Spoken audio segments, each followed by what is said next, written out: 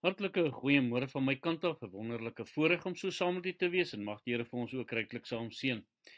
Nou hierdie is die jetty daarso by Swakopmund en hy is gebou in daardie tyd 1905, die 5de April 1905 wat hy voltooi is en dan ook in gebruik geneem is. Hy was vir 10 jaar toe en daar het opknappingswerk toe plaasgevind en hy's heropen in 6 Augustus 2010.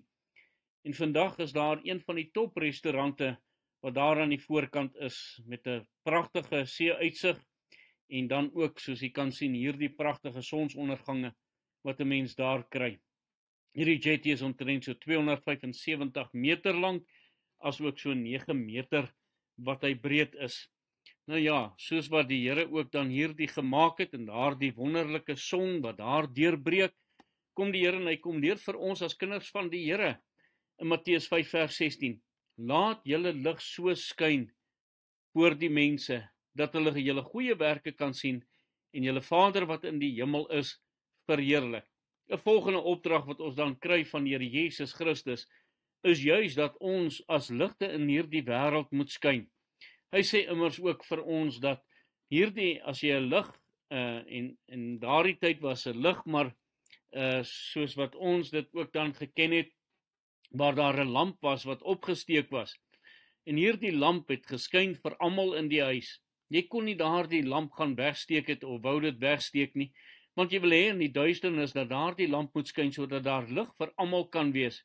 En so verwag God ook van een van my as kind van die Here, dat ons ook lig vir hierdie wêreld sal wees, dat die wêreld die lig van die Here Jesus Christus in en deur ons lewens ook mag sien. 1 Johannes 1 vers 5, waarin hy vir ons kom sê, en dit is die verkondiging wat ons van hom gehoor het, en aan julle verkondig. God is lig, en geen duisternis is in hom nie. Daarom het ons ook 'n wonderlike voorbeeld in God self, waar die woord van Here sê, daar is net lig in hom, daar's geen duisternis in hom nie. Ek wonder as u jouself kan voorstel, waar daar geen duisternis in 'n plek mag wees nie, of kan wees nie. Dis hoe dit is, wanneer God daar teenwoordig is. En daar's nie duisternis in hom nie. Nou kom verwag God van een van my, dat ons sy lig moet uitdra. En daarom dat ons nie die werke van die duisternis sal doen, en aan die ander kant probeer om die lig van God uit te dra nie. Ons kan dit nie doen nie. Ons moet die lig wees wat ander mense na die Here Jesus Christus toe lei.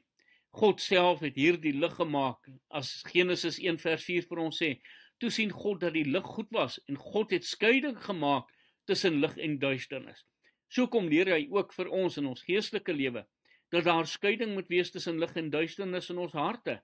Ons kan nie sê dat ons in die lig wandel, en dan die werke van die duisternis doen nie.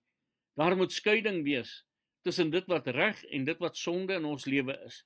Daardie sonde moet uitgehaal word, die werke van die duisternis moet uit ons uitkom, sodat die lig in ons harte kan skyn, en God verheerlik kan word daarin. Eksodus 13 vers 21, en die Here het voor hulle uitgetrek, bedags in 'n wolkkolom en hulle op die pad te lei, en snags in 'n vuurkolom, om hulle voor te lig, sodat hulle dag en nag kon trek. So hulle het in hierdie lig gewandel, hulle het hierdie lig gevolg, en so is dit ook, wanneer ons in hierdie lig wandel, kan ons nie anders as om lig vir hierdie wêreld te wees nie. Mag die Here vir ons genade skenk, dat ons in die lig van ons Here Jesus Christus, hy wat die lig vir hierdie wêreld is, in daardie lig sal wandel. Jesaja 60 vers 19, die son sal bedags jou lig nie meer wees nie, en as glans sal die maan vir jou geen skynsel gee nie, maar die Here sal vir jou wees 'n ewige lig, en jou God sal jou sieraad wees. God wil ons lig in ons lewe wees. Hy wil vir ons lei deur sy lig, en dat ons in daardie lig sal wandel, daardie lig wat geopenbaar is in die Here Jesus Christus, en dat ons in sy weë sal handel, maar ook wandel. Mag die Here ons genade skenk, as kind van die Here, weergebore is, dat ons in sy lig sal lewe. Kom ons bid saam. Here, dankie dat u lig is, dankie dat u lig vir ons kom openbaar, dankie vir die woord, wat die wonderlike lig in ons harte skyn, en mag ons gehoorsaam wees aan u woord. Amen.